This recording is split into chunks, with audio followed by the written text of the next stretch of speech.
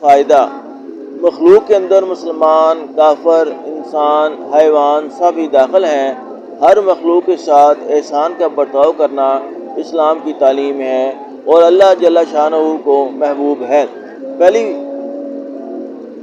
پہلی فصل کے نمبر 10 پر یہ حدیث گزر چکی کہ ایک فاحشہ عورت کی اس پر بخشش ہو گئی کہ اس نے پیاسے کتے کو پانی پلایا۔